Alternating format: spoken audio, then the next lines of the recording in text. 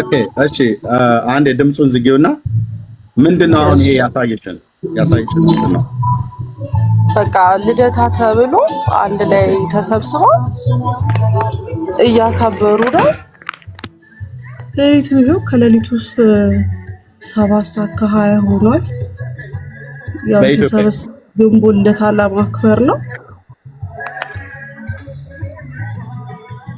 ምን የተደረገው እዚህ ቢራ አለ፣ ስጋ ምናምን ምግብ ኤቭሪቲንግ በቃ እንደ ካምፓየር ምናምን ተደርጎ ይዘፈናል፣ ይጨፈራል። በየብሔሩ አይነት ዘፈን ተከፍቶ ይጨፈራል። በቃ ሌሊቱ ሙሉ ማለት ነው። መተኛት አልቻልኩም። የምር ልጄን ይዤ በቃ ቁጭ ብያለሁኝ። ድምፁ በጣም ነው የሚረብው። መንፈሳዊ ቫልዩ ምንድነው ካለ ኦኬ የስጋዊ ነገሮችን ስጋዊ ማንነትን ሳትስፋይ ለማድረግ ካልሆነ በስተቀር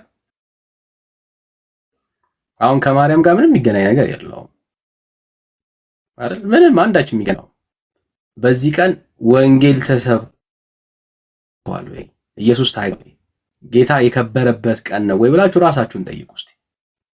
ኦኬ በቅንነት አሁን እየሰማችሁ ነው ያላችሁ ሰዎች ካላችሁ እኔ በጣም አሁን ለጌታ ምስጋና ይመጣል በመዳራት ባለማዊ በዘፈን በዳንኪራ የሚከብር አምላክ አላችሁ። በመጠጥ የሚከብር ጌታ አለ። በቃ ይሄ ሊትራሊ ማሳያው ይሄ ነው። መጽሐፍ ቅዱሳዊ አለመሆኑን ነው የሚያሳየው። አሁን ይሄንን ድርጊት ስታደርጉ በውስጣችሁ የእግዚአብሔር መንፈስ ቢኖር እውነት ጎሽ ልጄ ጎበዝ በርታ ይሏቸዋል።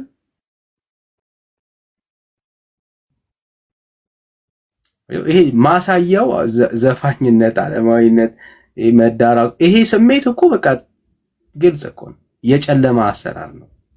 ወዳጆች የሚከብር ጌታ የለም፣ የሚመሰገን አምላክ የለም። ወይ ለማርያም ምስጋና አስታቀርቡ ነው የምታገኙት ራሳችሁንና ምን ያህል ጨለማ ውስጥ እንዳላችሁ ነው የሚያሳየው። አም ሶሪ ታለም ከልጅሽ ጋር እንቅልፍ ስላጣሽ አይዞሽ ነው ልንል የምንችለው። ግን ጌታ እንኳን አንቺን ቢያንስ አስመለጠ ከዚህ ከጨለማ እንኳን ጌታ ታደገሽ፣ እንኳን ጌታ ረዳሽ፣ እንኳን ጌታ አገዘሽ። እውነት ዛሬ ላይ ዞር ብለሽ ስታይ ስትመለከቺ ማለት ይደንቃል። የእውነት ይደንቃል። በጣም ብዙ ሰዎች ይደንቃቸዋል። እዛ ውስጥ ሆነን አይታወቀንም ነበር አይደል? የነበርንበት ጨለማ አሁን ብርሃን ህይወታችን ውስጥ ሲገባ እኮ ነው እያየን ያለን። ኢየሱስ ባይኖር ጌታ ባይኖር ዋን ኦፍ ዴም ነበርን አይደለኛ? እና ዛሬ ኢየሱስ ክርስቶስ ስለደረሰልን ነው። ጌታ ለካስ ጨለማ ነው ማለት የጀመርነው ብርሃን በህይወታችን ሲበራ ነው። ወንጌል ሲደርስ ነው እኛ ጋር። እና ብዙዎቻችን ኖርማል ነበር ህይወት ትክክል ነበር፣ እንደዛ ነበር የምናስበው።